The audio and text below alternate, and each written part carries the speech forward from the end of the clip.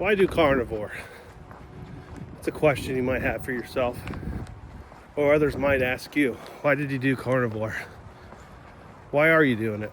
Well, I think the obvious answer would be, this is working for me. But the real thing is, have other diets worked for me? I've done calorie restrictions, I've done keto, I've done trying to just eat less, eat better. Tried not drinking soda or sweet tea, it's my favorite, but how many of them actually I was able to keep up with them and want to stay on them? That was kind of where I was at. And I originally did keto years ago. It was very effective. I didn't mind that at all, except for I really disliked having to constantly track my macros. That was always a thought process for all the meals, balancing that out. But it was effective. It worked. Getting in ketosis, that was important. And I got to realize how effective that is. So with that in mind, I had learned about carnivore later. I really wish I would have learned about this earlier in my career in the Navy. That would have benefited me a lot, but I didn't. But because I was familiar with ketosis and eliminating carbs to a certain level, I had seen several videos and things on carnivore, and I just decided to give it a try one day, and I just did it out of the blue. That's how I normally do things. Out of the blue, I just go for it. Why not? Which, some people need to prep, some people need to do things. That's not me. I'd rather just go all in or not at all. So, I just went to some simple things out of videos I saw and went with the beef, butter, bacon, and eggs type stuff. And that was very effective. And I guess the big sign for a person who's wondering what is an effective diet is something that you're willing and wanting to do, and something you can actually sustain with. So being able to eat certain foods that are really flavorful still was a huge turn on to me for this diet, right? Because a lot of times you do diets and you have to lose a lot of the flavor. You have to lose a lot of the things that you like to eat. Well, that was the big difference between this and other things I've done, in that I wasn't really sacrificing too much, because I like vegetables, don't get me wrong, but I just had to have vegetables. I'm not one of those people who is like, oh, I don't know what I can do without this or that. But honestly, I just want the meat, right? And I'd eat vegetables as a side, because that's what I was kind of brought up to eat, I need those sides of stuff. Those sides, that's where a lot of your calories come from, honestly. We all eat some proteins of some sort, in some fashion, but usually the meat is the little part, and all those different sides that are just loaded with carbs. And that's all the primary. So eliminating that wasn't really that big of an issue for me. Then as I have gone through this, it's actually simplified my eating habits tremendously. Now I don't really think about any of that stuff. Now it's really a question of what do I make for the family, right? Remember, I've got 5 kids. Now only 4 of them won't live with me now. My oldest is married. I if you're watching this one. But I don't really have to think about much anymore. And I usually just eat 2 meals a day now. And when you see all that weight falling off, it's really, really easy to see that this works. This really does work, you know? I think I just saw a Google car somewhere. Maybe it's behind me. But I think that's a big key is whatever diet you're doing, is it working? Are you enjoying it? Is it something that you can maintain? So if you can answer those and say yes to those questions, then I guess you're good. Now, I will endorse the carnivore diet because it's the only diet that I've done where I don't feel like I'm missing out on anything.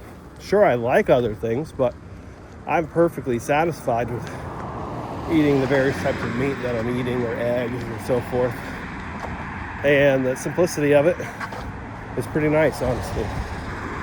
And with the weight just dropping off at such a rapid pace, why would I not want to keep doing it, you know? And you get people, especially family and close friends, that if you tell them what you're doing, they all of a sudden become medical experts on nutrition. Even though you've probably heard the saying or the various things of, where were you when I was eating this or that, eating that piece of cake or that extra piece, eating that ice cream cake or all that extra food and just piling my plate up. I didn't care about my nutrition then, you know. So it's kind of it's really funny that I can do something, be losing tremendous amounts of fat, and then I get questioned on, oh, what about this or what about that? Oh, look, Google Maps.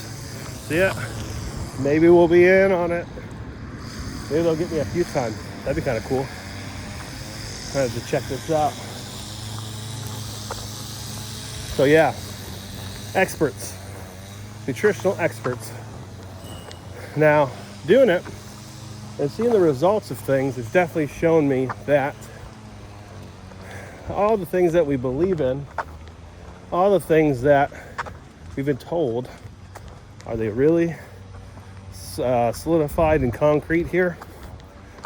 Because I'm doing stuff that you normally not consider healthy, but yet I'm getting healthy, right? So seeing those results and how they're affecting my body and how I go about myself really puts everything in question of, is the triangle, even though it has switched now, right? Now it's upside down and there's more emphasis, but that's with the current administration putting that on.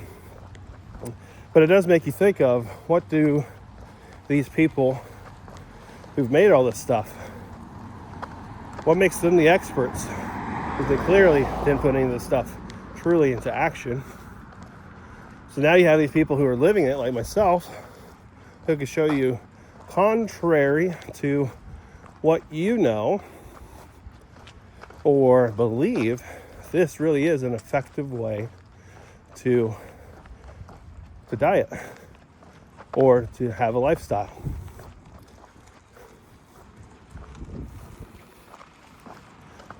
So knowing that makes me want to keep doing it, just to prove otherwise and be another data point for carnivore, that this is really an effective way to live your life, to get healthy.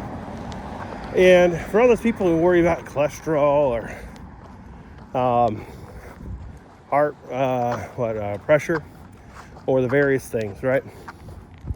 Even if that was the case and you're really worried about that, but if you weigh 300 plus pounds or more, what does that really matter when you know you can get your weight down and then work on other things as you go about?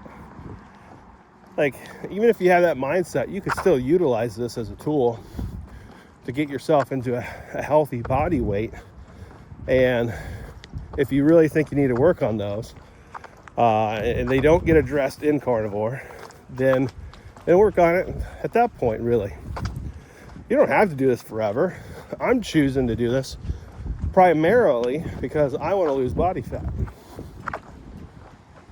And I've lost a considerable amount of body fat, right? So it is an interesting thing.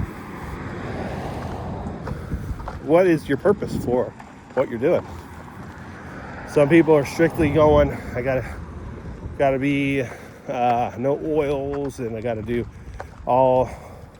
only animal product, and they really care about that part, which is good. Those are really important things. But if that's not really your true goal, and your true goal is just to lose weight, then do it for that. Who cares about the rest? Will you have benefits? Absolutely. But you don't have to make it your all in. I have to do it all for these reasons only. If you just want to do it for losing weight, like I am, then sweet. And you get the added benefit of the other parts. So that's just what I want to share. Why I'm doing this. I'm doing this because I just wanted to not be fat anymore. And I'm getting there. I'm still big. I would still be considered fat, but I'm not as fat. Which is, right now, when I went shopping, I had 36 waist pants now. I was like at 42 when I started. 42, 44, depending on what pair of pants it was, or shorts. So I have the shirts are better, pants are better. That's the real sign here. As I've lost, I've gotten down to better and better things. I shopped at the Goodwill to get some better clothes. I don't want to buy any permanent good clothes yet, but that is my primary reason. I'm trying to just lose the fat, get healthy, and then I've added the other parts on top of it to make this more of a sustainable, lifelong thing, with walking every day, at least a mile, and doing it outside, and then having these monthly goals. So I don't think I can get to 100 this month, but I'm at least going to try for 90. And if I can exceed it, that's what I'll do. I'll exceed it. But I know last month when I was doing it, it was kind of becoming a chore and a tax of time with school and everything, even though I don't have as much school going on this time. But I did get straight A's for my 3 classes I did. So that was good. Right now I'm got like a 3.83. So I got 9 classes left. I'm finished with my bachelor's, doing business and economics at Regent University. So I only had a few classes over the summer, 3 classes total, 1 at a time. But I do want to start running. I am 8 pounds down from when I gained 10 pounds. So I'm about 2 pounds away from how much I weighed before I left for my 20th anniversary cruise. So that's good. And so I envision maybe through the weekend I will be back down below or at where I was. And then I'm going to start running next week, incorporating. I've thought about registering myself for a 3 or a 5K in April. So that's actually at ODU, the place that just had that shooting yesterday. So that sucked. But luckily my daughter who goes to ODU, she's online, and she's not actually doing it this particular semester, so don't have to worry about that. But I did have another daughter who could have been at that campus later in the day, even though this happened earlier, so they shut that down for the day. But yeah, so they have a 5K that's coming up in April, I believe. I don't know exactly when in April, but I do want to register for some type of 5K. That way it gives myself a short-term goal to work towards, because I've been getting this at least a mile in every day, and some days I get it right before midnight, other days I get it super early. It's just whenever I get to the schedule for it. But yeah, I hope you guys are doing great out there. What's your goal for the month? Are you gonna try to get over 100? Are you gonna sign up for some type of event this year? Yeah, let me know. Leave me a comment if you're actually considering maybe doing a half marathon this year like I am. Well, that's my big goal for the year, is half marathon. So I think a 5K in April-ish, and I guess maybe a 10K in maybe June, July, maybe. We'll see.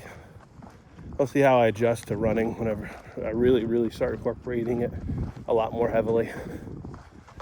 I'm hoping my feet and knees will be well for me. I can tell my feet are slightly better, but I mean, if you're to see me get up at any time of the day when I'm sitting down for probably more than 10 minutes, I get up like I'm an old man. It takes me a little while sometimes, but once I'm moving, I'm good. Maybe y'all have that same issue, but that's why I'm doing this. I'm trying to get better one day at a time. And then, I mean, that's also something. I remember I was talking about this the other day with some people about I'm walking every day, at least a mile. And they're like, and they went, oh, I'm averaging about 10,000 steps a day for my job and this and that.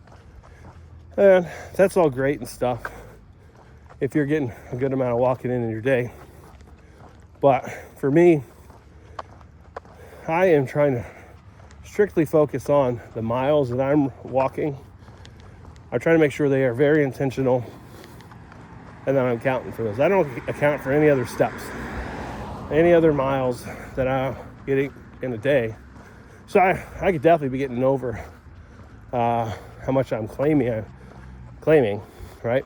So I just want to know extra. That's the emphasis. Is I am intentionally going out and walking. I'm not just doing it a part of my day like normal, because I've done that. It really didn't do much for me, knowing that I stepped so many, but I really wasn't actually getting much out of it. Even though you do, don't get me wrong. I do think that is one of the reasons, a major reason why our society is so obese. We don't walk anywhere anymore. Like, even just going to my bus stop. I walk to my bus stop for the kids, and I make them walk. Doesn't matter the temperature. Only time I might drive or have my wife drive is if it's downpouring. That is pretty much the only exception. But if it's like a slight drizzle, a real light rain, we're walking. I'll walk out to the bus stop. I'll wait there, and we will walk back. But there's a lot of other people who live way less than I do, and I don't even have that far of a walk, truly. It's 0.1 mile to get to the bus stop, so 0.2 miles walking to there and back. I'll see people get in their cars and then drive up to the bus stop, sit there in their car, and then drive back. Like, why? And I mean, like, even at nice temperatures, I don't get it. I don't get it, but whatever. To each their own. I'm just trying to use my opportunity to, one, get the stuff that I need, and two, emphasize it onto the kids. To me, it's important for them to be outside in the different elements and get accustomed to it.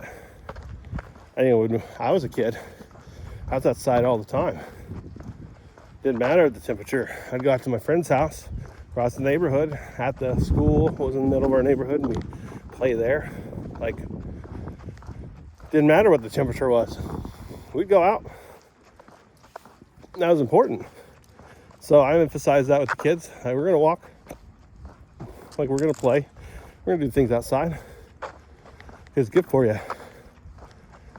So I'm trying to instill that onto them, and I hope it will pay off. I think it will. But yeah. So overall, that's why I've done. That's why I'm on carnivore. Most effective for me. Lost a lot of weight doing it, which equals progress, equals results. Results are the number one thing, I think, for staying consistent and getting where you want to go. So I don't know any other reason to do something or stay on something if you don't have good results. So I guess it's really down to your time frame for results. If you have good, strong results and they just stay strong, stick with it. If you're having issues and you're having problems sticking with it, you might need to shift what you're doing. That way you can stay consistent with it.